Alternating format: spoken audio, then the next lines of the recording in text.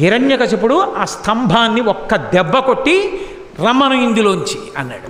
అలా అనడం ఏమిటి, పెటపెట చటచట చప్పుళ్ళొచ్చి ఆ స్తంభం బద్దలైపోయింది. బద్దలైపోయి అందులోంచి ఒక్కసారి విస్ఫులింగములు పైకొచ్చి పెద్ద కాంతి మండలం ఏర్పడి కందులతో చూడడానికి వీలు కానంత భయంకరమైన తేజస్సు ఒకటి బయటకు వచ్చింది.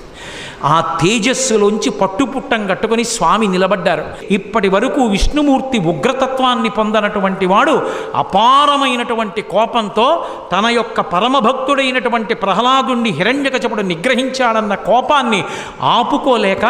ఉగ్రనరసింహావతారమై వచ్చాడని లోకమంతా భీతిల్లిపోతే 33 కోట్ల మంది దేవతలు ఆకాశంలో నిలబడి స్తోత్రం చేస్తుంటే హిరణ్యకశిపుడు ఆ వెలుతురు చూడలేక స్వామి చుట్టూ తిరిగి గదాదండంతో కొట్టడానికి ప్రయత్నిస్తుంటే దేవతలు విడిచిపెట్టకుండా సంహరించమంటే ఒక్కసారి పెద్ద గర్జన చేస్తూ గబగబా వెళ్ళి ఆ హిరణ్యకశిపుని యొక్క డొక్కల దగ్గర పట్టుకుని పైకెత్తి కలుగులోకి పారిపోతున్నటువంటి ఎలుకని నాగుపాం పట్టుకుని పడగ పైకెత్తితే ఎలా ఉంటుందో అలా డొక్కల దగ్గర పట్టుకుని పైకెత్తి గడప దగ్గరికి తీసుకొచ్చి ఇంట్లో కాదు బయట కాదు గడప మీద, పగలు కాదు రాత్రి కాదు ప్రదోషవేళ, జంతువు కాదు పాము కాదు, ఆయుధం కాదు వస్త్రం కాదు శస్త్రం కాదు,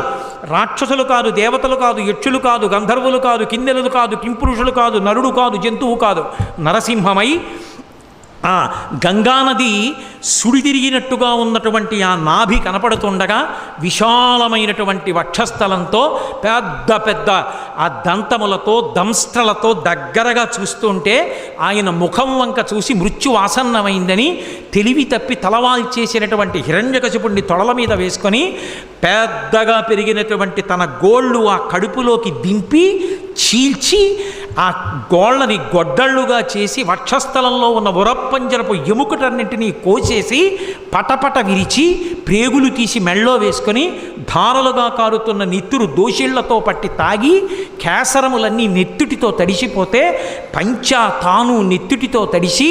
అక్కడ ఉన్న రాక్షస గణములన్నింటినీ సంహారం చేసి పెద్ద శబ్దాన్ని చేస్తూ ఆ ప్రేగులు తీసి మెళ్ళో వేసుకొని గిరగిర తిప్పి డొల్లబడినటువంటి హిరణ్యకశిపుడి శరీరాన్ని విసిరేసి భయంకరాకృతితో నడుస్తుంటే బ్రహ్మాది దేవతలందరూ స్తోత్రం చేశారు. ఏమి నరసింహం, ఏమి అద్భుతం, ఏమి అవతారం.